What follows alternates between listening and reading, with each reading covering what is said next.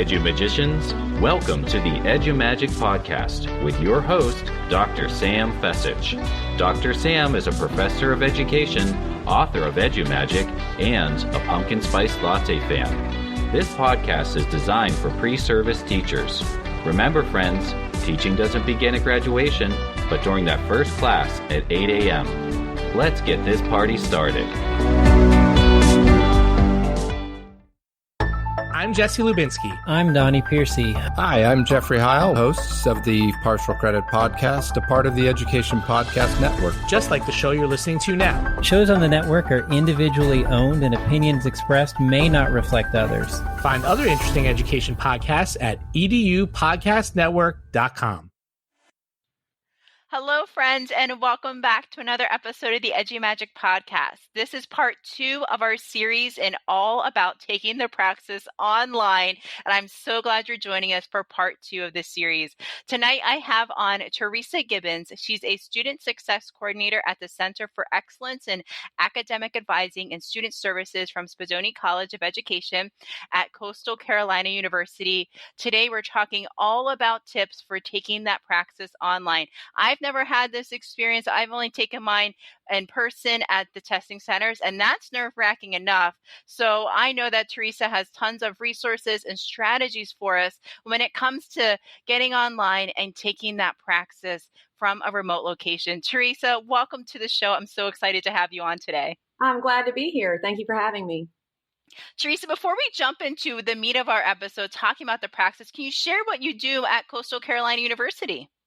Yes, my job as Student Success Coordinator mainly is to assist students in preparation for Praxis and providing different resources, as well as working with underrepresented students. So I actually have several roles that I do, but Praxis, I suppose, is my main function there. So it sounds like we have a great expert for the show tonight. And I was so excited whenever I saw Spadoni College of Education posted something on Instagram about a Praxis workshop or something that was coming. I'm like, oh my gosh, this is awesome because I'm getting questions about the Praxis. And I know that you have some great stuff for us tonight. You're going to be sharing mostly from the perspective of South Carolina, but some of the tips that we have can be used in general when it comes to taking the online Praxis. Is that correct? That's correct. All right. Now, we know Praxis scores do differ from state to state, so keep that in mind throughout this episode, everyone. Let's get a paper and pen or your digital, however you're taking notes, if you're taking them digitally, a cup of coffee or an iced coffee, depending on the weather outside, and let's dig in. All right, Teresa, let's start with what is the Praxis? So the Praxis is a series of exams that is offered by ETS, and these are the tests that are required for teacher preparation and for you to graduate and have your teacher certification and licensing. So it's broken down into 3 parts. In order to be accepted into a teacher professional preparation program at a college or university, you have to have passed all parts of Praxis 1. Praxis 1 is kind of a general content knowledge exam. There's a math portion, a reading portion, and a writing portion. So this would be, you would take this your freshman or sophomore year in college before you actually enter and begin taking your content-specific teacher preparation coursework. Then you have to take Praxis 2. Typically, well, some colleges it's before you enter your student teaching or internship. Others, you can take it during or before you graduate. Your Praxis 2 is going to be mainly concerning your specific content knowledge. So, for example, I was a middle school science teacher, so I would take... God bless you. I would take the middle school science Praxis specifically. So that is your, very specific subject area content Praxis knowledge is your Praxis 2. And then before graduations or full licensure, you also have to take the final portion, which is called the PLT, which is the Principles of Learning and Teaching, which is, of course, your theories and pedagogies and things like that. Excellent. Thank you. That was a great breakdown of all 3 parts of the Praxis and when we should be taking them, or depending upon your college or university, they usually guide you in the steps for for when you should start preparing, when you should take them, those types of things. Thanks for clearing that up on all three parts of the Praxis. Now, I know a lot of testing centers are closed due to COVID. So what about taking the Praxis online? What are some differences in what we can expect? How can we prepare so we can be the best test taker that we can be in a remote location? Okay, well, the preparation is going to be very similar to how you would prepare to take it at a testing center. However, Praxis is only offering certain tests available for at-home testing. So be sure to check what test and exam numbers your state specifically requires, or your university where you are, and make sure that those are being offered. I'm sure you can go to the Praxis website to see which ones of those are available. They are only offering their most common exams that they use. So all of the Praxis 1s are available. Several of the Praxis 2s are available, and several of the PLTs, but not all. So that's definitely something you need to make sure. Don't just look on there and see, oh, here's a Praxis 2 for secondary social studies content. That'll work, because it might not be the proper exam number for what your state or your college requires. So that's one thing you need to be careful of. Otherwise, the test itself is the same. What's different, of course, is the method in which the test is delivered. So there's several things that you have to be prepared for when you are taking it at home. You have to take it in a room that you can close and lock the door, that no one can come in while you're testing. You have to have a computer that has the ability, it can be on your laptop, where you literally are going to have to show the proctor the testing room. So you're going to have to be able to turn your laptop or a webcam or something all the way around the 360 so they can inspect your room. So that's definitely something you need to be aware of. So and you cannot take it. This was interesting to me. You cannot take it like sitting in a beanbag or on your bed. You have to take it at a table with a chair. You have to literally show them your desk and your area where you're going to test. You can't have any paper, any pencils, pens. You cannot have your cell phone anywhere in sight. So I just turn it off and put it up in a drawer. Somebody cannot come in the room. You cannot have any interruptions. So, and you have to demonstrate that your area is completely, free from any other devices that can record or take pictures or communicate in any way. You're not allowed to have, they provide you with scratch paper. They provide you with, pens and pencils. So you can't have that. Now, that reminds me, I'm sorry, I misspoke there. You are allowed to have something where you can take notes, but it has to be erasable. So it can't be a piece of paper, but you can use a whiteboard, or you can have a sheet of paper inside a page protector, a plastic page protector. Okay, yeah. And write with a, dry erase marker that you show, and you have to, again, with the camera, be able to show this. And then afterwards, you have to show them you erased everything. Oh my, that's intense. Yes. So just like when you go to the testing center, you cannot have a calculator, because you'll use a calculator that pops up on the screen while you're testing. You cannot. It's the same regulations as far as food or drink. You can't have any. You can't have gum or candy. You cannot wear a hoodie.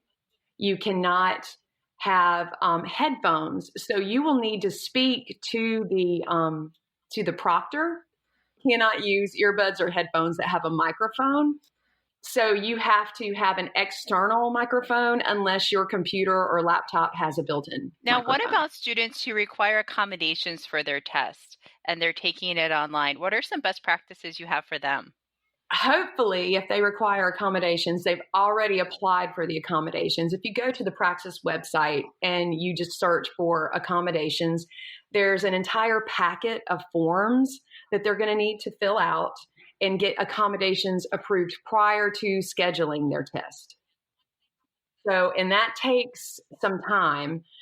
You also have to have documentation of the disability. If you can have paperwork from a physician, or if you've had disability documented with like your college or university disability services. Typically, that's what I have students do. Students go to disability services and have disability services fill out a portion of their packet, but a doctor can fill that out too as well. But they have to show documented disabilities, requiring typically things like, extended time and stuff like that. So once they have all of that approved, then they can register to take the test, take the exam just like you would, and the accommodations will be automatic. So you can still have extended time at home, but you have to go through that process prior, and just be aware that it does take several weeks to get that done. So you can't wait till the last minute for that. Right, right. Now, I know that the test content is the same. We want to make sure that Praxis that we're taking is actually going to be offered online. So we go to the Praxis site to check that out. Whenever we take the test, there's some things we need to do to show the proctor that we are not in a beanbag, that we don't have any, notes lying around. We're in a locked, closed room. There's no technology that we can take pictures or document anything digitally in any way. Are there any tips that you have for our pre-service teachers who are listening today to prepare for that mindset of taking an online exam? Do you have any best practices to help them get into that space, be like, okay, I'm going to be taking this online test, besides telling family members, hey, I'm taking a test at this time, just clearing your schedule. What other strategies or tips do you have for us to get ready, regardless if it's online or face-to-face, for a big test like this, for our certification? Right. And that's exactly what I was going to say, that it really is the same mentality online as it is in person. The best way to prepare is to actually prepare so that you're not so nervous. The more prepared you are for the test, the less intimidating it might seem. Constantly, I see students who just, I'm just going to go in and see what the test is like. No. That is not the way to prepare for this test, especially because it costs, it can cost anywhere from $90 to $150, depending on different tests that you take. So definitely prepare for the test. All the things you've heard throughout school, right? Get a good night's sleep. Be sure you eat something, because you can't, if you take, some tests are very long. If you take the Praxis 1 and all 3 portions in one sitting, that's a long test. So, you don't want to go into it hungry. So you just need to do all of those common sense things that we kind of have heard growing up, I guess. Right. So get a good night's sleep. Make sure your belly's full of something. Are you allowed to have a water bottle or anything while you're taking the test? You are not. But before you start, but for example, if you are taking the Praxis the Praxis 1 that has 3 sections, you may take a break in between each section, but not during. So That was going to be my follow-up. What about taking breaks, bathroom breaks, or whatever it might be? How do they do that with the online space? Well, I would imagine if it was an emergency and you had to use the restroom and it was an absolute emergency, that the proctor would probably pause it for you, just like they do at the testing center. But, I'm not sure, but I would imagine so. Yeah. Thank you. And we're down to our last question. Do you have any last advice or tips for our pre-service teachers who are taking the Praxis exam? Yes, there are several resources available that you should really study to prepare. As I said, being prepared is the best way to not feel nervous and to do your best when you go into this test. So right now, the very best thing that's out there to help you prepare, that is also free, which also makes it great, is the Khan Academy Praxis course. Now, this is for Praxis 1 only, but Khan Academy, this last summer, worked directly with ETS to develop a Praxis course. And I'm sure many of you are familiar with Khan Academy. It's free. If you don't have an account, very easy to sign up for an account, and you can just go to their courses and you'll find a Praxis course. What's great about the Khan Academy course is because they did work with ETS, the test is going to be set up very similar to the actual Praxis. Khan Academy offers a diagnostic part. So when you begin with that course, they do a diagnostic for each part, the reading, writing, and math. Then, so then it kind of custom builds a study course for you based on the diagnostic exam. It will even set up a schedule. Like, it'll take you to a scheduler, and you can put in days and times that are good for you to study, and it will set up a study schedule and send you reminders and emails. So it's great. You go through all of the different kind of objectives and the individual skills, and they even offer a full-length practice test, and your score then is going to be comparable to as if you took the actual test. So that is the best resource out there available right now for Praxis 1. That is gold right there. My gosh, if you guys are multitasking, come back to us, rewind about 20 seconds, and you will hear an amazing resource for Praxis 1 and Khan Academy. That's awesome. Thank you, Teresa. What other stuff do you have for us? Okay, now for your Praxis 2, unfortunately there's not so many free exams or practice materials out there, but I definitely suggest that you do purchase a study guide. We'll call it that, a study guide similar to those books you probably got or saw for the SAT or ACT. They have those big Praxis books for the different content areas, and some companies like Kaplan and Cirrus offer flashcards and other things as well. But it's definitely something that you need to prepare for those content area things. Now, your PLT, you're going to pretty much be prepared for that through your courses. So I would go back and look at your course notes on that, your education courses on the theory and practices and pedagogies and stuff. That's the entire point of those courses, that you'll be prepared for that. So in my experience, I see people struggle with the Praxis 2, but not necessarily the PLT, because Praxis 2 is so content specific. Love how you shared tips for each of those 3 parts of the Praxis. That Khan Academy, that is fantastic resource for them. And then just your course notes, theory, pedagogy, best practices, strategies, teaching methods for your PLT or your Praxis 3. And then the second one's just so specific to the content area in which you're studying. That's why, getting Praxis study guides from Kaplan, that'll be great for that part of the Praxis. Teresa, thank you so much. This is a jam-packed episode, and I am so excited to get it out in the part 2 of this series. Now, if anyone has any questions about the Spadoni College of Education or Coastal Carolina University, or hey, why not even the Praxis, where can they get in touch with the College of Ed? They can get in touch with us through our Spadoni College of Ed Instagram page. We also have a Facebook page. Excellent. And I'll link to that in the show notes, guys. So if you have any questions, you guys can drop them down in Instagram or on the Facebook page. Teresa, thank you so much for coming on today. I appreciate you and all the information you shared with us tonight. Thank you. You're welcome. It was a pleasure.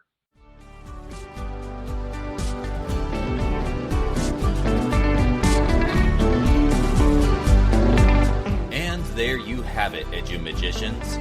If you enjoyed this episode, please subscribe and share it with your friends. For more EduMagic, check out sfessage.com and follow Dr. Sam on Twitter and Instagram @sfessage. Until next time, you have the EduMagic within you.